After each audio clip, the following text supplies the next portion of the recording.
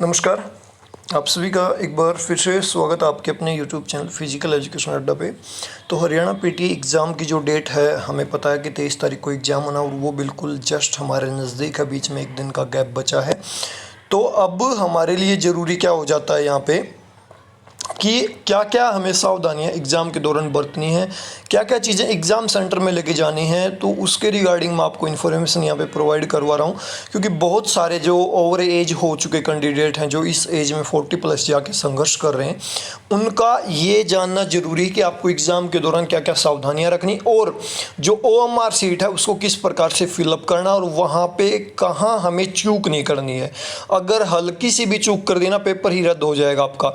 तो पूरी जानकारी विद एग्जाम्पल मैं आपको OMR शीट भी यहाँ पे दिखाने वाला हूँ और इंस्ट्रक्शंस जो आपके रोल नंबर के ऊपर इंग्लिश में दी गई है, इनको मैं आपको बताने वाला हूँ एक एक। ठीक है, तो शुरू करते हैं बिना देरी के हुए और वीडियो को लास्ट तक जरूर देखें, क्योंकि यहाँ पे OMR की जानकारी भी आपको दी जाएगी, एक एक बात बताई जाएगी कि कहाँ पे हमें चूक नहीं करनी OMR में। एक सेक्टर ऐसा है कि जहाँ पे हमें गलती से भी मिस्टेक नहीं करनी है OMR शीट के अंदर। बाकी कहीं क्वेश्चन में गलती होगी तो वो चल जाएगा, लेकिन उसकी हम बात ज़रूर करेंगे विद एग्जांपल OMR शीट को देखेंगे। तो अभी जो हमारे इंस्ट्रक्शंस हैं वो हम देख लेते हैं, रोल नंबर के ऊपर जो दी गई हैं। एक चीज़ मैं क्लियर कर दूँ, आप जब एग्ज़ाम दे के बाहर आओ तो आपको इन्विजिलेटर के साइन आपके एडमिट कार्ड के ऊपर जरूर करवाने हैं। मतलब एग्ज़ाम में बैठते ही आपके रोल नंबर के ऊपर इन्विजिलेटर के साइन, जिस टीचर के आपके रूम में ड्यूटी उसके साइन यहाँ पे करवा लें हर हाल में, और अपने साइन जो है यहाँ पे आपको एग्ज़ाम के टाइम इन्विजिलेटर के सामने करने हैं और वो फिर यहाँ पे साइन करा जरूर करवा लें, क्योंकि बाद में डॉक्यूमेंट वेरिफिकेशन में चीज़ें देखी जाती हैं। इसके बाद जो मेन बातें हैं मैं आपको बता देता हूं जो एग्जाम में ध्यान रखने। सबसे पहले कैंडिडेट को अपना जो है फेस जो है मास्क के साथ कवर करके जाना है। आपके पास मास्क होना चाहिए। भाई एक क्लियर कर दूं, आपके पास ना अंगोछा होना चाहिए ना गमछा होना चाहिए, क्योंकि हमारी हरियाणा वालों की आदत है कि अंगोछा लेके एग्जाम में जाएं या कहीं बाहर जाते हैं अंगोछा लेके, और जिस एज में आप तो लगभग अंगोछा लेके जाओगे आप, लेकिन आपको अंगोछा लेके नहीं जाना, मास्क लगा के जाना। एग्जाम में चाहे 10 रुपये वाला लगा के चले जाइए भाई, विदाउट मास्क आपकी वहां पे एंट्री नहीं होगी। अंगोछे आपके वहां पे तरवा लिए जाएंगे। मैं फिर कहूंगा, अंगोछा लेके नहीं जाना है, मास्क लगा के जाएं। और कैंडिडेट को अलाउड सिर्फ इसी बेस पे किया जाएगा कि उसके पास मास्क है या नहीं। ठीक है, इसके अलावा कैंडिडेट को जो सोशल डिस्टेंसिंग के नियमों का भी पालन करना है, आपको गैप बना के रखना है, भीड़ के साथ वहाँ पे एंट्री नहीं करनी है। इसके अलावा जो इम्पोर्टेंट बात है, आपके पास प्रिंटेड एडमिट कार्ड हो, वो रंगीन ले जाएं, ब्लैक एंड वाइट भी चलेगा, रंगीन निकलवा लें आपने नहीं निकलवाया तो। और इसके अलावा आपके पास 2 कलर्ड फोटो होने चाहिए आपके खुद के, 2 कलर्ड फोटो आपके पास खुद के होने चाहिए। 2 कलर्ड फोटो में बार बार रिपीट कर रहा हूँ कुछ बातों के ऊपर, एक तो मास्क, एक 2 कलर्ड फोटो, 2 रंगीन फोटो खुद की। ठीक है, और 1 पेस्टेड ऑन एडमिट कार्ड, एक एडमिट कार्ड के ऊपर लगा लेनी है। दूसरी कहाँ पे लगानी है, mark B duly attested bye gazetted officer, और जहाँ पे आप रोल नंबर के ऊपर अपनी फ़ोटो लगाओगे वो गजेटेड ऑफिसर से जो है आपकी अटेस्ट होनी चाहिए। ठीक है, आप किसी प्रिंसिपल से या लेक्चरर से उसको अटेस्ट करवा सकते हो। ठीक है, एक आपके पास आइडेंटिटी प्रूफ होना चाहिए, वो आपका आधार कार्ड हो सकता है, वोटर कार्ड हो सकता है, पासपोर्ट हो सकता है, ड्राइविंग लाइसेंस हो सकता है। ठीक है, at the examination filing which candidate will not be allowed to enter in the examination centre. आपके पास 2 कलर्ड फोटो होनी चाहिए, एक एडमिट कार्ड और एक आईडी होनी चाहिए, और एक फ़ोटो आपकी अपने एडमिट कार्ड के ऊपर पेस्ट करनी है और वो किसी भी गजेटेड ऑफिसर से आपको अटेस्ट करवाना है, एक फ़ोटो साथ में ले जानी है आपको। ठीक है, और मास्क आपके चेहरे पे होना चाहिए। इसके बाद candidate should ensure that he poses request his qualification and age etc and fulfill all the eligibility condition for said post as per advertisement on the cut-off date. In case at any stage it should found that candidate does not fulfill essential eligibility condition, his her candidate shall be, मतलब ये आपकी है कि आपने जब form भराना तो आपकी eligibility criteria हो, इसको छोड़ दीजिए।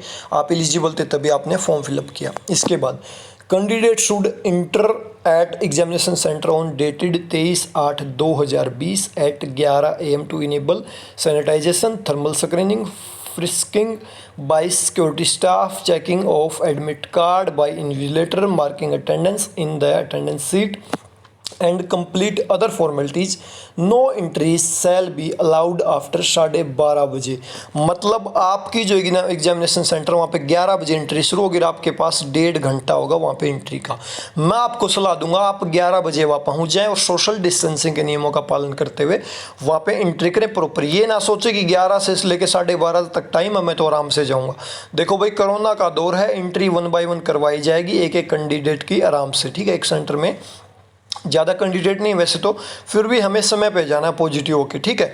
इसके अलावा candidate shall ensure at the start of examination and within 5 minute that all pages of her his booklet are properly printed and test booklet is not damaged by any manner or serial number. मतलब आप जब paper शुरू करो उससे पहले एक तो आपको अपने जो क्वेश्चन पेपर उसके पेजेस देखने के प्रॉपर प्रिंट है या नहीं, और जो आपकी बुकलेट है वो भी प्रॉपर प्रिंटेड है या नहीं, उसमें कोई समस्या है या नहीं, ठीक है। ये सारी चीज़ें आपको देखनी है, ठीक है। और आपको लगता है कि आपकी जो बुकलेट है उसके साथ कोई छेड़छाड़ हुई तो वहीं पे आपको कुछ भी उस पर लिखने से पहले वापस उसको कर देना है, जो भी इन्विजिलेटर आपके एग्ज़ाम में ड्यूटी दे रहा हो। इसके बाद और जहाँ पे भी आप कंफ्यूज हो ना तो मैं रिक्वेस्ट करूँगा कि आप वहाँ पे जो अध्यापक ड्यूटी दे रहा है उससे बात करें और उसके बारे में पूछ लें कि क्या ये गलत है या मैं ठीक कर रहा हूँ। मतलब कोई भी चीज़ गलत ना फिलअप कर दे भाई, ठीक है। इसके बाद 6 नंबर है, candidate shall make sure to fill the correct test booklet code on OMR sheet if the space for the booklet code is left blank or more than one booklet code is indicated therein or non-filling of name and roll number on number as per instruction, it will be deemed to be an incorrect booklet code or answer sheet will not be evaluated। मतलब ये कह रहा है भाई आपको जो अपनी booklet का जो भी कोड है, रोल नंबर है, OMR शीट है, उसके अंदर प्रॉपर फिलअप करना। अगर आप यहाँ पे गलती कर दोगे तो आपका जो है एग्ज़ाम कैंसिल कर दिया जाएगा, उसका मूल्यांकन नहीं किया जाएगा। वो मैं आपको OMR शीट जब विद PDF बताऊंगा उसमें बताऊंगा कि क्या क्या चीज़ें ध्यान रखनी है यहाँ पे, ठीक है। इसके बाद the candidate himself herself will be solely responsible for all consequence arising out of any error or omission in writing the test booklet code. Candidate shall be put his left thumbnail for male and right thumbnail for female on attendance sheet। मतलब अगर आप पुरुष हैं तो आपका वहाँ पे left अंगूठा लगेगा, अगर आप महिला हैं तो आपका राइट अंगूठा वहाँ पे OMR शीट के ऊपर लगना है। ये चीज़ आपको ध्यान रखनी है। और आपकी जो अटेंडेंस शीट आएगी उसके ऊपर भी सेम एज इट इज़ यही रहेगा। और आपको ओरिजिनल कॉपी दी जाएगी, कमिश्नर कॉपी और कैंडिडेट कॉपी, ये 3 कॉपी दी जाएंगी। तो आपको यहाँ पे जो है ना प्रॉपर अपना फिलअप करनी हर चीज़, ठीक है। सॉरी। अब आपको क्या नहीं लेके जाना है, एक तो आपको candidate are want not to fold tear destroy make any stay mark on OMR sheet. मतलब आपको OMR शीट का पूरा ध्यान रखना है और आपको वहाँ पे किसी भी प्रकार का नेल नाखून से कुचलना या रबड़ से कोई किसी चीज़ को मिटाने की कोशिश नहीं करनी है, ना ही फ्लूइड लेके जानी है और किसी भी प्रकार का OMR शीट को नुकसान करने की कोशिश नहीं करनी है, ठीक है। अगर आप फिर भी करते हो तो आपका एग्ज़ाम जो है कैंसिल कर दिया जाएगा। इसके बाद हर क्वेश्चन के सामने 4 अल्टरनेटिव आपको मिलने वाले हैं, उसमें से आपको ओनली एक करेक्ट को चूज करना और अपनी OMR शीट में फिलअप करना। वो मैं दिखाऊंगा आपको, प्रॉपर आपको बताने वाला हूँ एक एक चीज़ से, ठीक है। एक एक चीज़ मैं प्रॉपर आपको वहाँ पे बताने वाला हूँ कि क्या क्या चीज़ें OMR शीट में ध्यान रखनी है, वो सारी चीज़ें मैं आपको बताने वाला हूँ, ठीक है। इसके बाद और आपको क्या नहीं लेके जाना, 10 नंबर में बताएगा कि आपको कोई मोबाइल फ़ोन नहीं लेके जाना, कोई आपके पास जो वॉच नहीं होनी चाहिए, बेल्ट नहीं होना चाहिए, किसी भी प्रकार की अंगूठी वगैरह, चेन वगैरह, ईयरिंग वगैरह कुछ भी नहीं पहनना, महिलाएं हों चाहे वो व्यक्ति हों, ठीक है। और किसी भी प्रकार का पेन, पेंसिल, इरेजर, शॉर्पनर और करेक्टिंग फ्लूइड जो कुछ भी नहीं लेके जाना, खाली हाथ जाना, सिर्फ रोल नंबर लेके जाना है। और एडमिट कार्ड की एक कॉपी अपने घर पे जरूर रख लें क्योंकि आपका एडमिट कार्ड वहाँ पे जमा हो जाएगा जो आप लेके जाओगे, ठीक है। बाद में जब पेपर क्लियर हो जाएगा तो डॉक्यूमेंट वेरिफिकेशन में आपकी उसकी जरूरत पड़ेगी आपको, तो मैं स्पष्ट तौर पे बता दूं कि एक एडमिट कार्ड की कॉपी घर रख दें। और इसके अलावा सारी चीज़ें CCTV कैमरे के निगरानी में होंगी। इसके अलावा जब एग्ज़ाम ख़त्म हो जाएगा आपको तो अपना जो है पूरी आंसर शीट आपको वहाँ पे दे देनी है। और जो आपकी OMR शीट होगी उसमें 3 OMR शीट होंगी, एक तो आपकी ओरिजिनल OMR शीट होगी, कमिश्नर कॉपी होगी, एक कैंडिडेट कॉपी। जब आप वो तीनों उनको दे दोगे, ऊपरा तली लगी होंगी, वो आप देखोगे तो आपको पता लग जाएगा। कार्बन कॉपीज होती हैं तो वो आपको कैंडिडेट कॉपी वापस दे देंगे और एडमिट कार्ड और आपकी जो बाकी की जो वो हैं वो अपने पास रख लेंगे। ठीक है, ये तो आपके क्वेश्चन पेपर की मैंने बात बता दी भाई क्या क्या चीज़ें आपको ध्यान रखनी है। इसके बाद जो सबसे ज़रूरी चीज़ ओएमआर शीट किस प्रकार की होगी वो मैं आपको बता देता हूँ। चलो उसकी तरफ हम चलते हैं और यहाँ पे आपके कैंडिडेट के सिग्नेचर होने ये भी आपको ध्यान रखना। तो अभी मैं आपको बता देता हूँ कि ओएमआर शीट आपको किस प्रकार की मिलने वाली है। वहाँ पे अलग अलग प्रकार की ओएमआर शीट मैं सारी आपको दिखा दूँगा जितनी भी हैं। कुछ इस प्रकार की आपकी ओएमआर शीट हो सकती है। यहाँ पे आपका कैंडिडेट नेम हो जाएगा, यहाँ पे आपका जो है रोल नंबर टाइप, मतलब ये एक प्रकार की है भाई मैं जो आपको दिखा रहा हूँ। जैसे ये आपकी जो है किसी स्कूल की है, हम और देख लेते हैं कोई जो है जैसी भी इस प्रकार की मिलने वाली आपको लगभग खाने इसी प्रकार के मिलेंगे। बस ये है कि आपके जो है ना उसमें जैसे यहाँ पे कैंडिडेट नेम मिल जाएगा, यहाँ पे नेम फिलअप करो, यहाँ पे रोल नंबर, नेम ना भी मिले शायद आपके यहाँ, और क्वेश्चन बुकलेट नंबर इस प्रकार से, और क्वेश्चन बुकलेट के ऊपर जो कोड होगा इस प्रकार से आपको मिल सकता है। और यहाँ पे जैसे 200 क्वेश्चंस की दिखाई गई है वहाँ पे आपको हो सकता है कि आपकी जो है सिर्फ कितने की मिले, ओनली 100 क्वेश्चन की। और देखोगे आप बेटर ये स्कूल के वो हैं, ये कम्पिटिटिव एग्ज़ाम के लिए मैं देख लेता हूँ कोई मिलती है तो यहाँ पे इसी प्रकार से मिलनी है आपको लगभग। ठीक है, ये अलग अलग स्कूल के हिसाब से दिखा रखी है भाई, तो देख लेते हैं कहीं पे कोई कम्पिटिटिव एग्ज़ाम की मिलती है तो हमें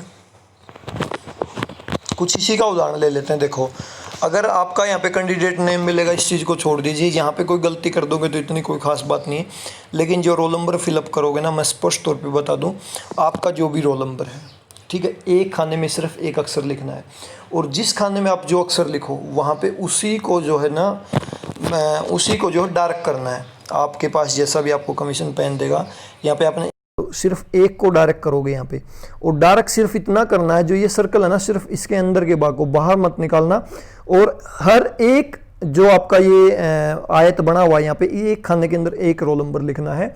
गलती ना कर दियो भाई, रोल नंबर भरने में गलती होगी ना तो सारा सिस्टम हमारा खराब हो जाएगा। मैं रिक्वेस्ट कर रहा हूँ बार बार कि रोल नंबर फिलअप करने में कोई भी गलती हमें नहीं करनी है। बार बार एक ही चीज़ को मैं बोल रहा हूँ कि रोल नंबर फिलअप करने में बिल्कुल भी चूक हमें नहीं करनी है। ध्यान से भरें। अगर कहीं पे आपको समस्या हो रही तो अपने आपकी क्लास में जिस भी टीचर या जिस भी जो भी ड्यूटी दे रहा हो उससे पूछ लें, चाहे उससे भरवा लें भाई हमें भरने में समस्या हो रही है, ठीक है। लेकिन गलती ना करने, क्वेश्चन बुकलेट नंबर भी एग्जैक्टली वही डालें जो आपकी क्वेश्चन पेपर के अंदर, क्योंकि रोल नंबर गलती की वजह से आप रह गए ना तो फिर बड़ा पछतावा होगा पूरी उम्र। इसलिए मैं स्पेशली जोर दे रहा हूँ इसके ऊपर कि रोल नंबर लिखें वहीं सिर्फ नीचे डार्क करना। यहाँ पे 3 लिख दिया ना, 3 यहाँ पे लिख दिया, इस पहले यहाँ पे 3 को ही डार्क करना, ये चीज नोट कर लियो भाई, ठीक है। इसके बाद इस भी क्वेश्चन को हम क्वेश्चन जिसका आंसर जानते हो पहले अपने क्वेश्चन पेपर के ऊपर निशान लगा लेना जितने भी क्वेश्चन आपको आते हैं, या साथ की साथ करते जाना। फिलअप भी कर सकते हो भाई, पहले क्वेश्चन का आपको पता चल गया आंसर डी ऑप्शन है तो डी ध्यान से भरें। आपको वहाँ पे 4 ही ऑप्शन मिल रहे हैं, हालांकि यहाँ पे जो ना 5 ई तक दे रखे हैं, लेकिन ये शायद किसी स्कूल की ओएमआर शीट है तो हमारा कम्पिटिटिव एग्जाम में 4 ऑप्शन मिलने वाले हैं डी तक। तो आपने देख लिया भाई ए पहला जो क्वेश्चन उसका आंसर बी है, तो सिर्फ बी को डायरेक्ट करना है ध्यान से, मतलब इससे बाहर भी नहीं निकलना सर्कल से, और जो है अंदर का पूरा ब्लैक भी करना, और ईजी वे में करें क्योंकि आपके पास 75 मिनट है, बहुत ज़्यादा है भाई, आराम से कर दोगे पेपर को, ठीक है। इसी प्रकार फिर ये ना करें कि 2 के सामने आप गलती से पहले वाला ऑप्शन फिलअप कर दें। ध्यान से देखें भाई, मैं इसीलिए कह रहा हूँ पहले अपने पेपर के अंदर ही इस प्रकार से निशान लगा लें कि आप उसके आंसर फिर लास्ट में भर सकें अपनी ओएमआर शीट में। कुछ इसी प्रकार के आपको ओएमआर शीट में इसी प्रकार से जो है आपको डार्क करने हैं ये, ठीक है। सॉरी, इसके बाद मेरे ख्याल से कंफ्यूजन आपको नहीं होना चाहिए किसी भी प्रकार का। मेरे पास ये जो है ओएमआर शीट है किसी स्कूल की है शायद, ठीक है। तो आपको जो है अपनी एक चीज़ ध्यान रखनी है, फिर भी कहीं समस्या होती है आपकी क्लास में जो भी टीचर ड्यूटी दे रहा है उससे पूछ ले, गलती ना कर दे भाई, खास करके रोल नंबर भरते हुए, क्योंकि अगर गलती से एक लिख दिया था आपने और नीचे 2 खाने डायरेक्ट कर दिए ना पहली लाइन के, तो पूरा रोल नंबर गलत हो जाएगा, फिर मशीन आपके रोल नंबर को स्कैन नहीं कर पाएगी। तो ये आपके लिए स्पेशल हिदायतें थी मेरी तरफ से, मैंने एक एक चीज़ बता दी आपको, इम्पोर्टेंट इंस्ट्रक्शंस भी बता दी। तो सारी चीज़ बता दी और कल दिन में कोशिश करेंगे बिल्कुल लाइव डिस्कशन करने की। भाई पेपर तो पहले माइंड को रिलैक्स करने की बिल्कुल एक लाइव सेशन करने वाले हैं और मैंने मेरी तरफ से हरसंभव कोशिश की आपको एक एक चीज़ करवाने की। फिर भी आपको लगता है कि कहीं पे मेरे से गलती हुई है तो मैं आपसे हाथ जोड़ के माफ़ी मांगता हूँ। मैंने अपनी तरफ से 100% आपको दिया। पिछले 3 महीने में मैंने कोशिश की आपको हर संभव प्रकार की जानकारियां देने की। हालांकि कहीं पे गलती है उसके लिए मैं हाथ जोड़ के माफ़ी मांगता हूँ आप सभी से। और आपके द्वारा जो मेरे को सहयोग दिया गया इसके लिए मैं आपका बहुत बहुत आभारी रहूँगा पूरी उम्र। तो यही थी आज के इस वीडियो में इन्फॉर्मेशन इंस्ट्रक्शंस के रिगार्डिंग। फिर भी आपको कहीं पे लगता है कि थोड़ा बहुत समस्या है तो आप मेरे पास सीधा मैसेज कर सकते हैं, बेखौफ होकर मुझसे बात कर सकते हैं। कहीं पे आपको समस्या हो तो मेरे से अगर आपको थोड़ी बहुत भी हेल्प मिल सकती है तो बिल्कुल ले सकते हैं। और हेल्प की कोई भी जो है यहाँ पे कंडीशन नहीं है भाई कि आपकी कोई फीस लगेगी, आप बेझिझक होकर बात कर सकते हो।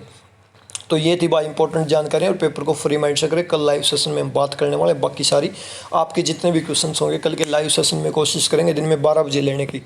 तो अभी के लिए इस वीडियो में इतना ही भाई, यही थी इंपॉर्टेंट जानकारी और आप सभी का बहुत बहुत धन्यवाद वीडियो को लास्ट तक देखने के लिए। Thank you.